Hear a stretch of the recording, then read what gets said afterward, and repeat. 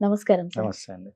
Sir ఇప్పుడు present రోజుల్లో PCOD problems ఎక్కువవుతున్నాయి sir. అవునండి. ఈ పీసీఓడి ప్రాబ్లమ్ అనగానే ఐవీఎఫ్ గుర్తొస్తుంది అందరికి. అవును. ఐవీఎఫ్‌కెళ్తే ప్రాబ్లమ్ సాల్వ్ అవుతుంది. పిల్లల్ని కనొచ్చు అనుకుంటున్నారు. హ్మ్. అలా అందరికి సాధ్యం అవ్వదు సార్ ఐవీఎఫ్‌కెళ్ళాలి అనంటే. అలా వెళ్ళకుండా పీసీఓడి ప్రాబ్లమ్‌ని తగ్గించుకునే అవకాశం ఉందంటారా సార్? డెఫినిట్‌గా ఉందండి. ఓకే. మనకి పీసీఓడీ అనేది ఏదో ఒక క్రానిక్ స్టాండర్డ్ కండిషన్ అనేది కాదు. Okay sir. చాలా రేర్. ఒక హ్మ్. 30 ఇయర్స్ బ్యాక్ అయితే పీసీఓడీ కేసెసే కనిపించేవి కాదు. యెస్ అంటే సార్. మీరప్పుడు మాకప్పుడు తెలిసిన గైనకాలజిస్ట్ అవును. ఉన్నారు. వాళ్ళు అవును సార్. చెప్పేవాళ్ళు ఏంటి, హ్మ్. స్పెషల్‌గా పిల్లలందరినీ క్లాస్ మధ్యలో ఆపి తీసుకెళ్ళి చూపించేవాళ్ళంట మెడికల్ హ్మ్. స్టూడెంట్స్‌ని. ఇదిగో పీసీఓడీ అంటే ఇది ఇలాగుంటాయి హ్మ్. కండిషన్స్ అని. అండ్ పీసీఓడీ ఒకసారి వచ్చింది అంటే హ్మ్. మొత్తం చాలా డిస్టర్బ్ అవుతది. హార్మోనల్ ఇంబాలెన్స్ వస్తది. దాంతోని ఒబెసిటీ, కీళ్ళ నొప్పులు, వాతం ఇవన్నీ వస్తాయి. బాడీ డీటాక్సిఫై అవ్వదు. హ్మ్. దాంతోని థైరాయిడ్ కూడా వస్తది చాలా మందికి. Okay sir. అవును. పీసీఓడి అసోసియేటెడ్ ప్రాబ్లమ్ ఉన్న వాళ్ళకి ఉన్న వాళ్ళకి థైరాయిడ్ అటాక్ థైరాయిడ్ కూడా అయితది. అవును వస్తది. సార్. సో, ఫస్ట్ ఏంటంటే prevention is better than cure. Hmm. Yes sir. ఎప్పుడైనా గాని రాకుండా ఆపుకోవాలి. Yes sir. వస్తుంది ఎందుకొస్తుంది అంటే హ్మ్. మా కాన్సెప్ట్ ఎప్పుడు కూడా ఎలాగుంటదంటే healing life not just the body. Hmm. Yes sir. ఇప్పుడేదో ప్రాబ్లమ్ వచ్చిన తర్వాత హ్మ్. దాన్నేదో ఆపరేషన్ చేసేయడం, కెమికల్‌తో చంపేయడమో కాదు. అవును సార్. రాకుండా అరికట్టగలగాలి. వచ్చిన దాన్ని ఎలా? మళ్ళీ నేచురల్ స్టేట్‌కి ఎలా తీసుకెళ్ళాలి. Yes sir. ఎందుకంటే ప్రతి బాడీ కూడా హెల్తీగా ఉండాలనే కోరుకుంటది. Yes sir. అవును. అది ఇన్‌బిల్ట్ మెకానిజం హ్మ్. ప్రతి జీవిలోని. హ్మ్. ఏది కూడా నేను ఇలాగా కదలకుండా ఉండాలి, సిక్ అవ్వాలని చెప్పి ఎక్కడ అనుకోరు. అనుకోదు. అండ్ ప్రతి బాడీలోని కూడా రికవరీ మెకానిజం కూడా ఉంటది. హ్మ్. సెల్ఫ్ రిపేరింగ్ వెహికల్ మనది. అవును సార్. అండ్ అందులోనేంటంటే యూటరస్ అనేది చాలా ఫ్లెక్సిబుల్ ఆర్గన్. ఓకే.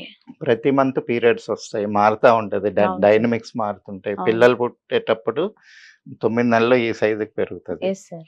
మళ్ళీ ఇమ్మీడియేట్‌గా ఈ సైజ్‌కొచ్చేస్తది. అవును. సో, ఇట్స్ ఎ వెరీ అంటే డైనమిక్ ఆర్గన్ అన్నమాట. హ్మ్. సో, దానిలోనే ఏ చేంజెస్ వచ్చినా గాని తొందరగా వస్తాయి. ఓకే. అంటే మా దగ్గరికొచ్చిన పీసీఓడీ కేసెస్‌లోని కూడా చాలామంది భయపడుతూ వస్తారు. హ్మ్. పీసీఓడీ అంటున్నారండి, తగ్గదంటున్నారండి. హ్మ్. మేము అదే ధైర్యం ఇస్తాం. హ్మ్. ఆహ్, అది చాలా డైనమిక్ ఆర్గాన్ మీకు తొందరగా చేంజెస్ వస్తాయి. హ్మ్. ఇప్పుడు పీసీఓడీ రావడానికి మెయిన్ రీజన్స్ ఏంటి? ఓవరీస్‌లో బబుల్స్ ఫార్మ్ అవుతాయి. అంటే హ్మ్. ఎక్స్‌ట్రా ఓవా గాని, ఈ ఎగ్స్ ఎళ్లి హ్మ్. ఆ ఫెలోపియన్ ట్యూబ్స్‌లోంచెళ్ళి యూటరస్‌లో సెటిల్ అవ్వాలి. ఓకే. అది జరగలేనప్పుడు అక్కడ ఎక్సెస్ గ్రోత్ స్టిమ్యులేట్ అవుతది. హ్మ్. సో, మనం ఏంటి అక్కడ హార్మోనల్ డిస్రప్టర్స్ హ్మ్. ఎక్కువ తీసుకుంటున్నాం ఇవాళ రేపు. హ్మ్.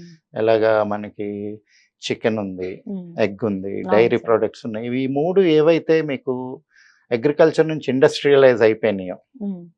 ఈ మూడిట్లోని హార్మోనల్ డిస్రప్టర్స్ ఎక్కువొస్తున్నాయి. హ్మ్. అలాగే మనం తినే ఫుడ్‌లో అజినోమోటో గాని, హ్మ్. ఈ జంక్ ఫుడ్, హ్మ్. ఇందులో వీళ్ళు వాడే పామ్ ఆయిల్, హ్మ్. మనం ఇంట్లో వాడుకునే ఆహ్, రిఫైన్డ్ ఆయిల్, అవును సార్. ఇవన్నీ కూడా హార్మోనల్ డిస్రప్టర్స్. హ్మ్. వీటి వల్ల అక్కడ హార్మోనల్ ఇంబాలెన్స్ క్రియేట్ అయ్యి, హ్మ్. ఓవరీస్‌లోని మీకు ఇంబాలెన్స్ క్రియేట్ అయ్యి పీసీఓడీ వస్తుంది. హ్మ్. రెండో ఫ్యాక్టర్ ఏంటంటే, ఇంతకుముందు లేడీస్ చూడండి పొద్దున్నే లెగిసిన దగ్గర నుంచి వర్క్ చేస్తూనే ఉంటది. ఊడవడం గానీ, హ్మ్. కల్లాపు చల్లడం, గాని అవును. వంట చేయడానికి కింద కింద కూర్చొని కూర్చొని లెగవడం. కూరగాయలు కట్ చేయడం. అండ్ అవును. పొలం పనులకెళ్ళినప్పుడు కూడా, హ్మ్. ఈ గట్టి పనులు, బరువు పనులు, మోయడం అంతా అవును. మగాళ్ళు చేసేవాళ్ళు గానీ, ఈ కలుపు తీయడం, నాటు అంటే వేయడం. అవును. నాట్లు వేయడం, ఇవన్నీ ఏదైతే హ్మ్. మీకు బెల్లీ మీద అవును. ఎఫెక్ట్ పడి, కోర్ బ్యాక్ స్ట్రెంత్ పెంచే పనులన్నీ లేడీస్‌తోనే చేపిచ్చేవాళ్ళు. Yes sir. దాంతోనేంటి మీకు ఏరియాలోని ఎక్కడ ఫ్యాట్ ఫ్యాట్ డిపాజిట్ అయ్యేది ఉండదు. కాదు. Yes sir. కానీ అవును. ఇప్పుడు ఏరియాలో బయట ఫ్యాట్ డిపాజిట్ అవుతుంది అంటే, అంటే మీకు ఆ ఏరియాలోని వర్క్ లేదు. ఓకే. సో, యూట్రస్ లోపల కూడా ఫ్యాట్ డిపాజిట్స్ ఉంటున్నాయి. హ్మ్. ఇవి మీకు అబ్‌స్ట్రక్షన్ కాజ్ చేస్తున్నాయి. హ్మ్. సో, పీసీఓడీ రాకుండా ఉండాలంటే లేడీస్ కంపల్సరీ అబ్డామినల్ ఎక్సర్‌సైజెస్ చేసుకోవాలి. హ్మ్. గుంజీలు తీయడం, హ్మ్. ఎక్కువ కింద కూర్చొని లెగవడం, హ్మ్. సైక్లింగ్. హ్మ్. ఎందుకంటే మనం ఇంతకు ముందులాగా ఇప్పుడు రుబ్బడాలు ఇలాంటివి ఏం ఏమి లేవు. లేవు. అవును సార్. ఏదన్నా గాని బటన్ నొక్కడమే వర్క్. అవును సార్. అవును. సో, అంత లేనప్పుడు ఎక్సర్‌సైజ్ అనేది మన రొటీన్‌లోకి ఇంక్లూడ్ చేసుకోవాలి అవును సార్. కంపల్సరీగా. హ్మ్. అందుకే మనోళ్ళెప్పుడు యోగా చేపిచ్చేవాళ్ళు. Yes sir. యోగాసనాలు, సూర్య నమస్కారాలు, హ్మ్. హఠ యోగా చేసినప్పుడు బాడీ మొత్తం ఫ్లెక్సిబుల్‌గా ఉంటది. కోర్ బ్యాక్ కూడా స్ట్రెంథెన్ అవుతది. హ్మ్. సో, ఇలాంటివి చేసుకున్నప్పుడు మనం రాకుండా అవాయిడ్ చేసుకోవచ్చు. హ్మ్. వచ్చిన తర్వాత ఏం చేసుకోవాలంటే మేము చూసేదేంటంటే మెటబాలిక్ ఇంబాలెన్స్ ఇది. హ్మ్. అంటే మన ప్రాణం హ్మ్. ఈ షట్‌చక్రాల్లో ఫ్లో అయ్యి హ్మ్. ఒక్కొక్క చక్రం ద్వారా ఒక్కొక్క ఫంక్షన్‌ని చేస్తది. హ్మ్. సో, ఈ పీసీఓడీ అనే డిసీజ్ వచ్చేసరికి మనకి 2 చక్రాలు ఎఫెక్ట్ అవుతాయి. ఒకటేంటంటే మన మూలాధార చక్రం, హ్మ్. ఇంకొకటి స్వాదిష్టాన చక్రం. హ్మ్. మన మూలాధార చక్రం ఏంటి? బ్రహ్మ, అందులో ఒక డైటీ. హ్మ్. So, creation. ఆ కొత్త క్రియేషన్‌ని అక్కడ ఆపుతుందనమాట. హ్మ్. ఆ క్రియేషన్ అనే ఎనర్జీ ప్రతి మనిషిలోనే క్రియేషన్ అనే ఎనర్జీ ఉంటది. అవును సార్. ఆ క్రియేటింగ్ న్యూ థింగ్‌ని అక్కడ బ్లాక్ వచ్చింది. అంటే బ్రహ్మ అనే ఎనర్జీలోని ఇంబాలెన్స్ వచ్చింది. అవును. దాన్ని కాంపెన్సేట్ చేస్తే అవును. ఇది మళ్ళీ ఫంక్షనాలిటీ నార్మల్‌గొస్తది. హ్మ్. అలాగే మన స్వాదిష్టాన చక్రం. హ్మ్. అంటే మన యూట్రస్, ఈ హార్మోనల్ బ్యాలెన్స్ అంతా మెయింటైన్ చేసేది. అందుకే చూడండి పీసీఓడీ రాగానే చాలా మందికి మూడ్ స్వింగ్స్ రావడం, అవును సార్. ఓపిక లేదనిపించడం. హ్మ్. సో, మన కంట్రోల్‌ని మనం తప్పేలా చేస్తుంటది. హ్మ్.